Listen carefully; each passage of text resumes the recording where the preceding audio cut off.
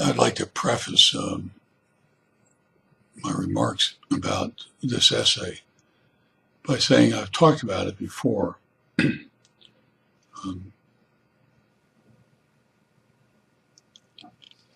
I have a real problem, not only because I'm Scottish and frugal,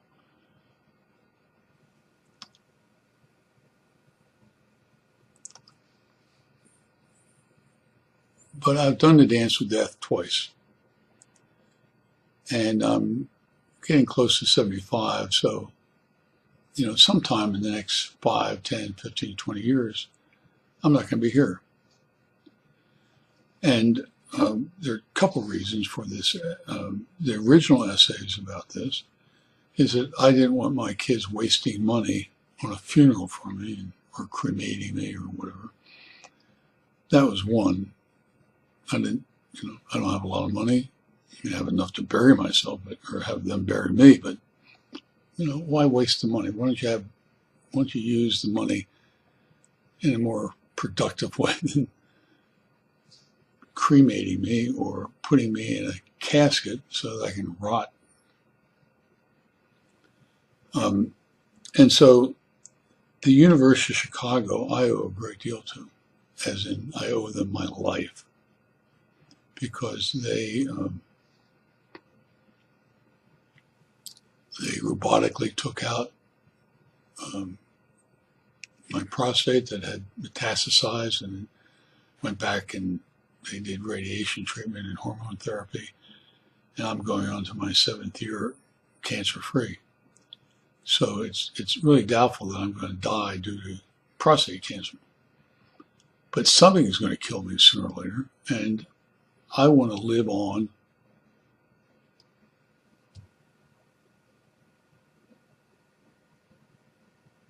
I want to live on after I die in some way. And so one of the ways that I can live on is to donate my body to a teaching hospital like the University of Chicago. So they're med students, they can cut me up, look into my brain, look into something and have some kind of teaching moment. We're all going to die. Dance with death once or twice, and that really sensitizes you to the reality that you aren't going to live forever. And I'm fully aware of the fact that I'm not going to live forever, but I would like to live beyond my own death in some fashion, and that some fashion is that at least for a year or two, they can dissect my body.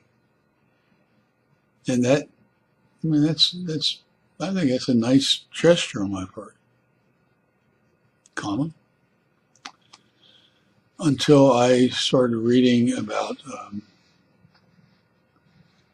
Chinese funereal processes of about 2 millennia ago. And what they do when a king or a prince or his or her family died, they would embalm the body inside of a jade stone kind of outward shell or skeleton.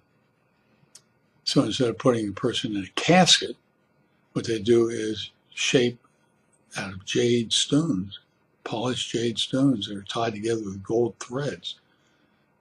Put the body inside that jade thing, and that would be that person's tomb for forever. So as noble as I was about giving my body to the University of Chicago, I'm starting to think about getting a jade coffin for me when I go, so that I have there in this essay, there's some very, very nice jade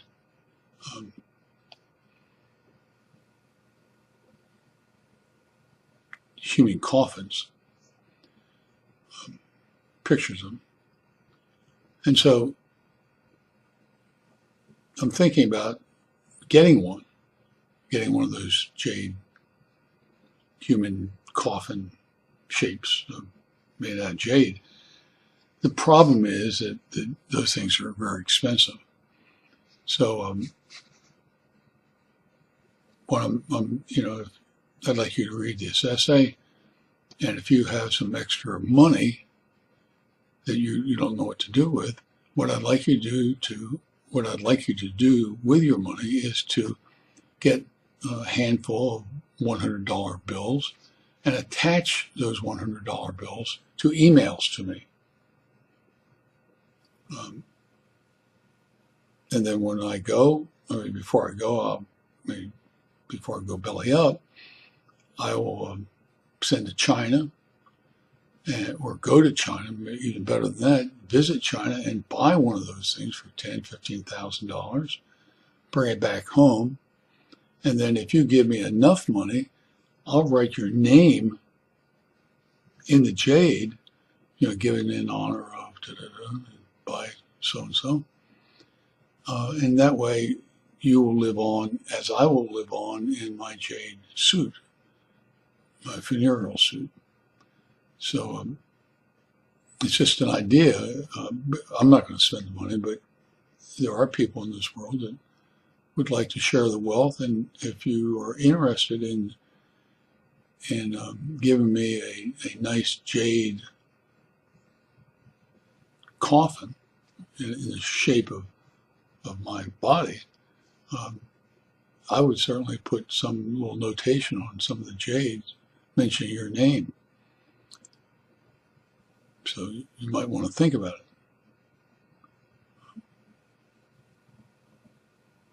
Comma.